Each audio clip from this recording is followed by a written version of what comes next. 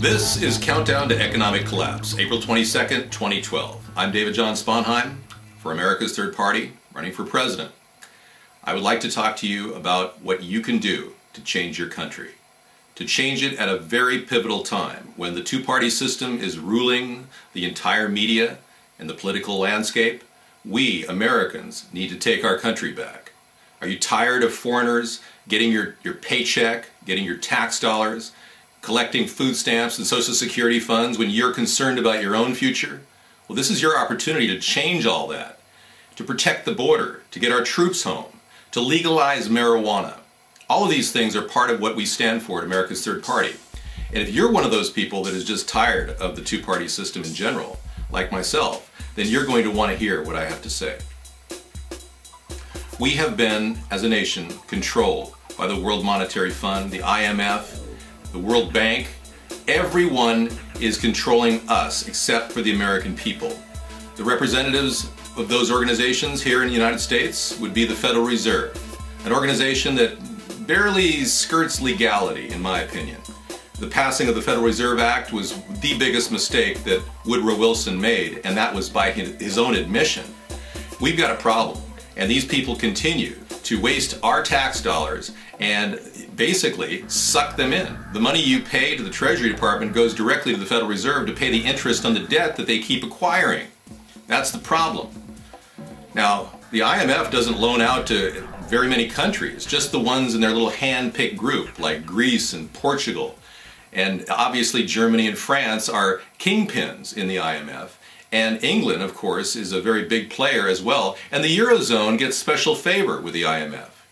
Our country is basically harvested like a resource and is used as kind of like a rudder on a vessel to keep it steady. Our country is the police force for the International Monetary Fund. We go around doing things like starting wars in Libya, or maybe sending in money or supplies into rebel forces in Syria. These are areas that this country needs to get out of. And we should, as a nation, recognize that the two parties have taken us into this hole, this chasm of sucking up to monetary control by the World Bank. If we don't step outside of that loop, we're going to be seen as the tyrant and the warlord around the world. And you know something? I know Americans, we're not that way. We need to get our country back on track, bring our troops home, and protect our borders. These are things that seem so natural to me, but to the American people at large, we can't do that. We don't have the power. We don't even have a lobbying group. I mean, the American people don't have a lobbying group. That's how bad it is. We need some sort of a group of people, and that's why we created America's Third Party, so we can bring this nation together, uniting people. Fiscal conservatives can unite with social liberals. There's no reason why we can't. We can find avenues that we can help create jobs, solve the education cost issues, and also provide infrastructure that will lead to a lot of improved services for Americans all around the country. We can do that and do it at a cost savings too. You see, we don't need to pay big companies like Boeing and Lockheed huge amounts of money. We can continue working with them, but we don't need to pay them the amount of money that Barack Obama is paying them. We can be a lot smarter about that. And if we do that, we will begin to control and shore up our purse strings and become solvent again. Our country cannot possibly have a spendthrift, spendaholic like President Barack Obama as the leader for another 4 more years. It's going to end up in a stalemate in Congress. They won't be able to solve any of the budgetary crises, and they won't be able to solve some of the systemic flaws in our economy, like jobs, like housing, like low-cost health care. Obamacare is not going to provide low-cost health care. It's going to shoot the cost up $1 trillion over 10 years. And the fact is, most of the people in government are being used by Barack Obama to control issues, to leverage choices that people make. Kathleen Sebelius actually was used by Obama to control the Obamacare vote, telling healthcare insurance providers they couldn't talk to their clients about Obamacare. That's one thing he did, which I believe is illegal. He's also recently told the FCC to put pressure on media outlets that play the information that Joe Arpaio of Arizona has put out about Obama's forged birth certificate. That's just completely a misuse of power. And now we find out that Obama has a Secret Service debacle forming within his own ranks. Well, Joe Lieberman wants Obama to investigate it himself. I think the whole thing started with Obama. I think he understands he has a morale issue among the Secret Service. I think it's common knowledge that many of these people have been going to prostitutes for a long, long time. They're just bringing it out in the open and using sex crimes to get rid of people that are not loyal to Barack Obama. That's my suspicion. And if it's a morale issue, there's a reason for it.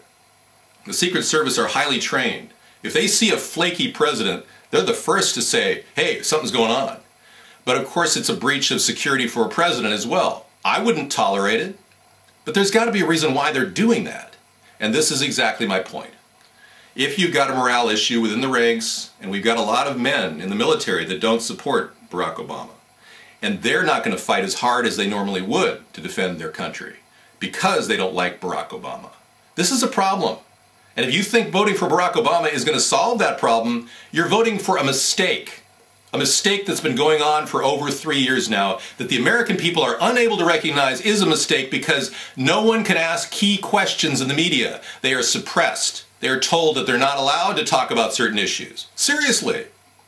If I take the birther issue out there, Bill O'Reilly will run me down and call me a whack job, simply because I'm raising an issue that's extremely important to our country's future. If we've got a guy that produces a long-form birth certificate that's a forgery, that experts are saying is a forgery, we've got a serious problem, and no one's addressing that in the mainstream media.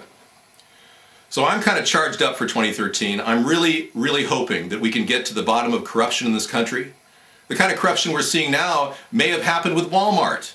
Walmart has been bribing officials in Mexico City. That's right, and instead of doing an internal review properly, they routed it back to the same people that were doing the bribery back in Mexico City. So the Justice Department has to step in on a lot of different levels to break up big monopolies like Walmart. Other issues have to happen. We have to spark new growth in the private sector. That means small businesses have to have less regulation. They have to have an unfettered access to resources and opportunity. And that means a low-cost education, a partnership with local community colleges so we can get people certifications within 6 weeks to 6 months. We've got great ideas at America's Third Party that can solve all of the key problems affecting our economy right now.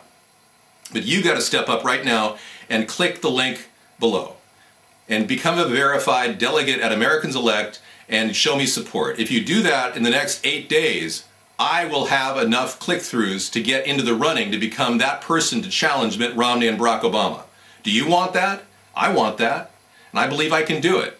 I believe I've got enough messages to carry into the mainstream media to shake up politics well into the future.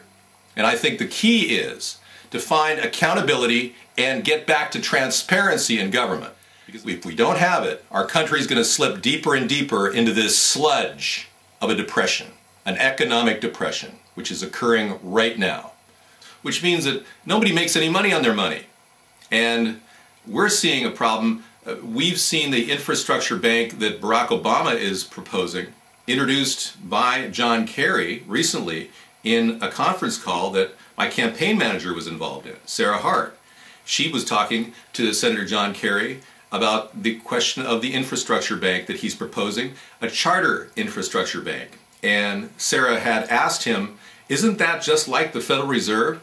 And John Kerry got very flustered and started spouting off about how this chartered infrastructure bank would be offering $100 million loans to West Coast and East Coast companies and $25 million loans to companies within the country. He seemed very flustered, and it's also interesting to note that chartered banks are not in the public's interest. They siphon money into private hands.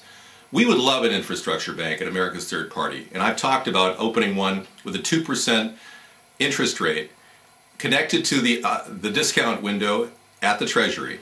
And we would have that money, that 2%, come back to the U.S. government to handle its operating and administrative costs. That's a very sensible plan, not some plan like John Kerry's proposing, which is to give more money to private bankers in his attempt to win their favor. So obviously we need a new tweaking to our political process. And that's why at America's Third Party we have a centrist vision for this country, where we can unite the two parties in the center and formulate fiscally conservative and socially liberal plans for this country long term. I'm David John Sponheim, and I support this message.